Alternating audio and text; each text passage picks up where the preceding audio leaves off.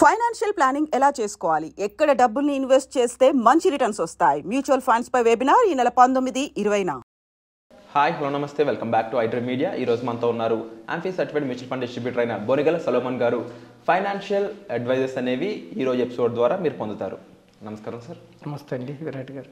Financial planning అనేది ముఖ్యంగా రీసెంట్గా జాబ్లో జాయిన్ అయిన వాళ్ళు అయ్యి ఉండొచ్చు, లేకపోతే జాబ్లో జాయిన్ అయ్యి ఒక 30-40 వేలు సంపాదిస్తున్న వాళ్ళు ఎలా ప్లాన్ చేసుకోవాలంటారు? మంచి క్వశ్చన్ అడిగారండి విరాట్ గారు. ఇప్పుడు ఫైనాన్షియల్ ప్లానింగ్ అనేది పర్సన్ టు పర్సన్ డిఫరెంట్గా ఉంటుంది. వాళ్ళ యొక్క ఆర్థిక స్థితిగతులను బట్టి, వాళ్ళ యొక్క ఆస్తులను బట్టి, వాళ్ళ యొక్క అప్పులను బట్టి ప్లాన్ చేయొచ్చు. జనరల్ వ్యూ అంటే ఏంటంటే విరాట్ గారు, ఇప్పుడు ఒక యూత్ ఉన్నారు, 25 ఏళ్ళలో 30 ఏళ్ళలో వ్యక్తి. సపోజ్ ఫస్ట్ ఏ పర్సన్కైనా ఫస్ట్ ఉండవలసింది 1 లక్ష రూపాయలు నెలకి సంపాదిస్తున్నారు అతను. అంటే నెక్స్ట్ 30 ఇయర్స్ అతను ఇలా నెలకి 1 లక్ష కంపల్సరీగా ఎర్న్ చేయగలరు. ఇంకా ఇంక్రిమెంట్స్ వస్తాయి ఎవ్రీ ఇయర్. అన్ఫార్చునేట్గా అతనికి ఏమైనా అయితే అతని కుటుంబం, తల్లిదండ్రులు కానీ భార్య పిల్లలు కానీ something they lose.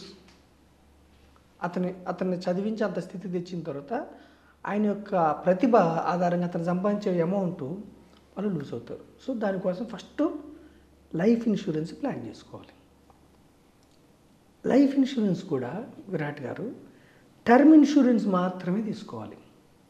Endowment policies, ULIPs నేను చెప్పట్లేదు. ఎందుకని అంటే ఎండోమెంట్ పాలసీస్, యూలిప్స్లో ప్రీమియం ఎక్కువ ఉంటుంది, రక్షణ కవరేజ్ తక్కువ ఉంటుంది.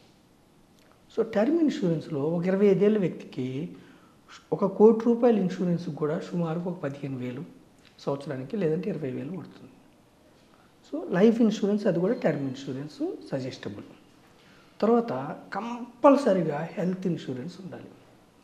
సపోజ్ న్యూలీ మ్యారీడ్ అతనికి, అతని భార్యకి, అంటే పిల్లలు కూడా ఉన్నారనుకోండి, పిల్లలకి కవరేజ్ ఉండాలి, పెద్ద మొత్తంలో ఉండాలి. ఈరోజు పరిస్థితి మీకు తెలుసు కదా, హాస్పిటల్ ఖర్చులు ఎలా ఉన్నాయో. అంటే మినిమం 25 లక్షల పైన సమ్ ఎష్యూర్డ్ ఉండేలాగా ప్లాన్ చేసుకోవాలి హెల్త్ ఇన్సూరెన్స్. మూడవది ఇన్వెస్ట్మెంట్. ఈ హెల్త్ ఇన్సూరెన్స్ తీసుకున్నప్పుడు తల్లిదండ్రులు కూడా కవర్ చేసుకోవాలి. అంటే యాక్చువల్గా ఒక ఫ్యామిలీ ఫామ్ అయిన తర్వాత యూత్ తల్లిదండ్రులకి ఇవ్వరు, వీళ్ళకి సపరేట్ తీసుకోవాలి. తల్లిదండ్రులు సీనియర్ సిటిజన్ పాలసీస్ ఉంటాయి, అవి తీసుకోవాలి. అవి తీసుకుంటే ఏమవుతుందంటే హెల్త్ పరంగా మనకి రక్షణలో ఉంటాం. మూడవది ఇన్వెస్ట్మెంట్స్. ఇన్వెస్ట్మెంట్స్ ఎక్కడ చేయాలి? ఈక్విటీస్. రియల్ ఎస్టేట్లో చేయాలంటే పెద్ద మొత్తంలో కావాలి, లిక్విడిటీ సమస్య కొన్ని ఉన్నాయి. అంటే అసెట్ అలొకేషన్ చేసుకోవచ్చు, డిఫరెంట్ అసెట్స్లో చేయొచ్చు. ఈక్విటీస్ గత 46 ఏళ్ళ నుంచి ఇన్ఫ్లేషన్ బీట్ చేసే రిటర్న్స్ వచ్చినాయి. ఇన్ఫ్లేషన్ 6-7% అయితే ఈక్విటీస్లో 12%, 15%, సెన్సెక్స్లో 15-16%. So equity suggestible. మళ్ళీ ఈక్విటీస్లో కూడా మనం ఏం చెబుతున్నాము? ఈక్విటీ మ్యూచువల్ ఫండ్ చెప్తున్నాం. ఓకేనా విరాట్ గారు? సిప్పు దీర్ఘకాలం, షార్ట్ పీరియడ్ చెప్పట్లా మనం, దీర్ఘకాలం. ఇప్పుడు చూడండి విరాట్ గారు, మీరు బైక్ కొనుక్కోవాలంటే లోన్ వస్తుందా రాదా? హౌస్ కొనుక్కోవాలంటే లోన్ వస్తుందా రాదా? వస్తుంది కదా. మీరు ఇంట్లో ఏ వస్తువు కొనుక్కోవాలన్నా లోన్ వస్తుందా రాదా? ప్రతి దానికి మీకు లోన్ ఉంటుంది. బ్యాంక్స్ కానీ ఎన్బిఎఫ్సిస్ కానీ సపోర్ట్ చేస్తాయి.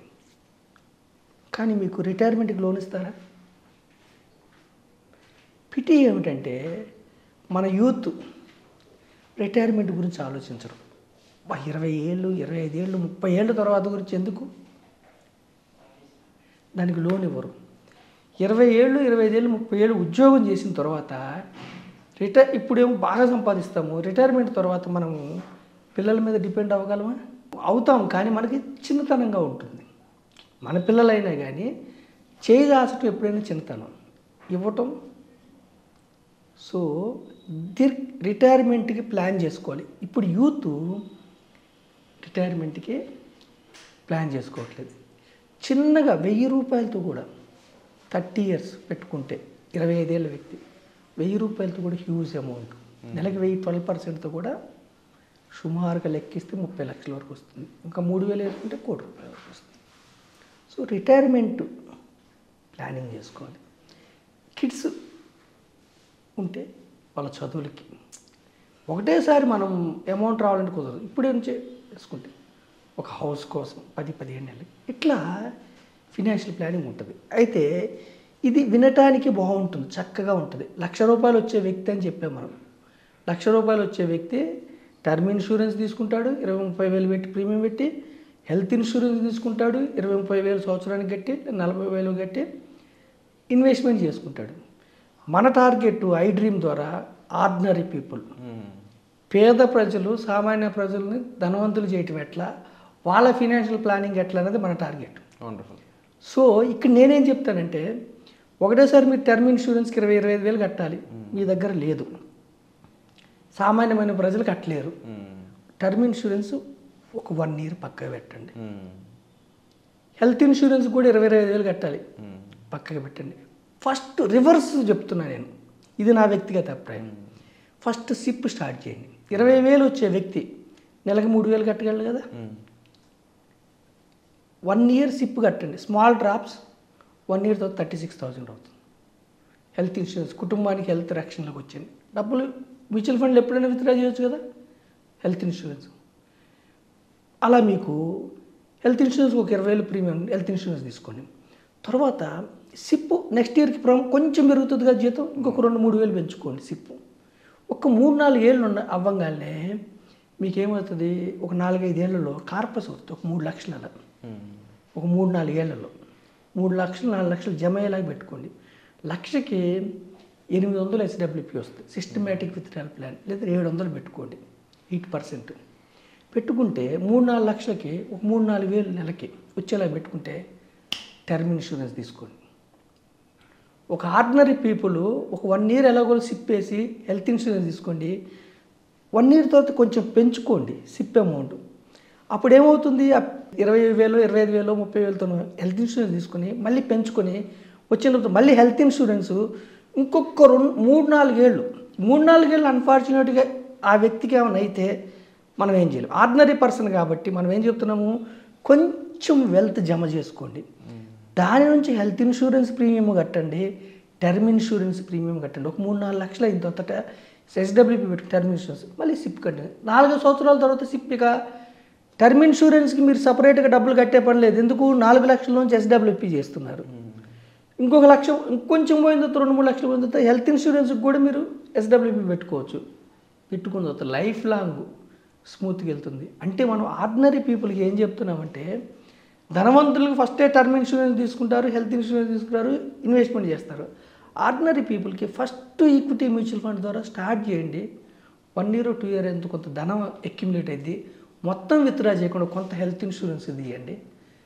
కొంత అక్యుములేట్ అయిన తర్వాత 2-3 ఏళ్ళ తర్వాత టర్మ్ ఇన్సూరెన్స్కి ప్లాన్ చేయండి. చేస్తే జీవితకాలం లైఫ్ ఇన్సూరెన్స్ ఉంటుంది, టర్మ్ ఇన్సూరెన్స్ కుటుంబానికి రక్షణ, భార్య పిల్లలకి, హెల్త్ ఇన్సూరెన్స్ ఉంటుంది, వెల్త్ క్రియేట్ అయ్యింది. ఈక్విటీ మ్యూచువల్ ఫండ్లో దీర్ఘకాలంలో షార్ట్ పీరియడ్లో ధనం సమకూడదు. ఈక్విటీ మ్యూచువల్ ఫండ్లో దీర్ఘకాలంలో పవర్ ఆఫ్ కాంపౌండింగ్ వల్ల మల్టిప్లై అవుతుంది, వెల్త్ క్రియేట్ అయింది. అంటే ఆర్థిక ఫినాన్షియల్ ప్లానింగ్ ఆర్డినరీ పీపుల్కి, ఇది నా వ్యక్తిగత అభిప్రాయం, ఈ విధంగా ప్లాన్ చేసుకుంటే మీరు చక్కగా ఒడ్డును.